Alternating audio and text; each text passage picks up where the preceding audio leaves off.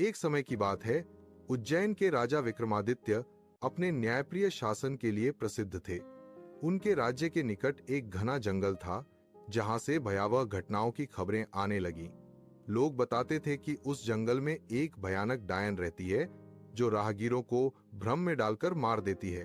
प्रजा भयभीत थी और जंगल से गुजरना बंद हो गया था। राजा विक्रमादित्य ने निश्चय किया कि वे स्वयं इस समस्या का समाधान करेंगे।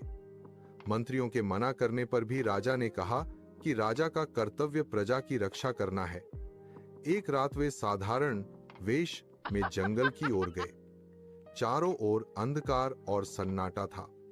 तभी अचानक तेज हंसी गूंजी और एक डरावनी स्त्री उनके सामने प्रकट हुई। उसकी आंखें लाल थीं और रूप अत्यंत भयावह था। वही जंगल की डायन थी। डायन ने राजा को डराने और भ्रमित करने का प्रयास किया। कभी वह सुंदर नारी का रूप धरती तो कभी भयानक राक्षसी बन जाती।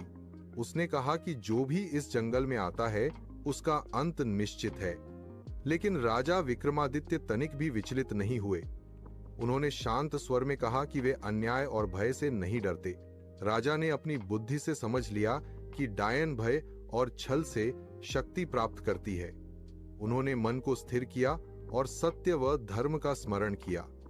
जैसे ही राजा का आत्मविश्वास दृढ़ हुआ, डायन की मायावी शक्तियां कमजोर पड़ने लगीं। वह घबरा गई और अपने वास्तविक रूप में आ गई। तब राजा ने तलवार उठाने के बजाय उससे उसके अत्याचारों का कारण पूछा। डायन रो पड़ी और बोली कि वह पहले एक साधारण स्त्री थी, लेकिन जीवन के अन्याय और पीड़ा ने उसे क्रूर बना दिया। राजा विक्रमादित्य ने उसे प्रायश्चित का मार्ग दिखाया और निर्दोष लोगों को मुक्त करने का आदेश दिया।